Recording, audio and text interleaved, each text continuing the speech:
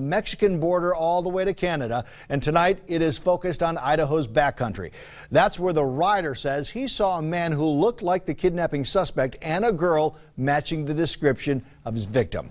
Reporter Mike Sharp is live in Cascade with the very latest. Mike? Don, as you mentioned, what happened was apparently a man on horseback who was recreating somewhere nearby here at Moorhead Lake, about 30 miles northeast of where I'm standing right now. He was out on his horse. He ran into two people who he apparently did not notice anything super different about. In a conversation with them, a very easy conversation, he ended up going home to somewhere near Emmett and realized that there's a possibility that it may have been the two people police have been searching for the last week. And so he ended up calling the alert line. Andrea Dearden, who typically is the public information officer for Ada County, is acting on behalf of Valley County. She had this to say about the exchange the two men had. They did appear to have gear with them. They had camping equipment, it seemed to him. I think he described the interaction as odd, but nothing alarming.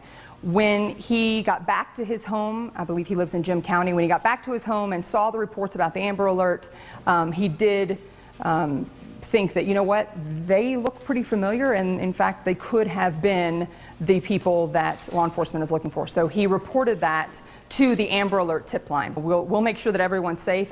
As things progress or as the search takes different directions, that can change. We will, and safety being our top priority, we're going to make sure that we don't put anybody in harm's way. And so if we need to move people out of an area, we will. At this point, we haven't had to do that.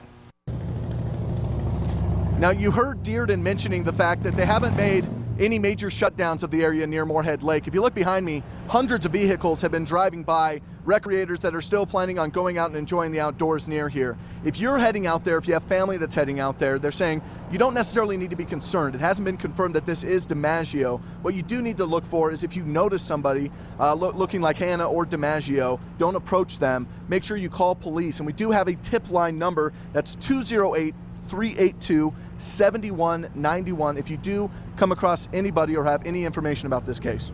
It's good information to know. Mike, quickly, what about the suspect's vehicle? Is it still in the backcountry? The vehicle is still in the backcountry. At this point, they are trying to deploy personnel who have the training to make sure that there are no booby traps and the vehicle is safe to take away. At this point, there's no reason to believe there are any weapons or explosives inside it, but they want to make sure the proper personnel look at it first. Okay, more updates from Mike coming up a little bit later. Mike Sharp reporting live in Cascade.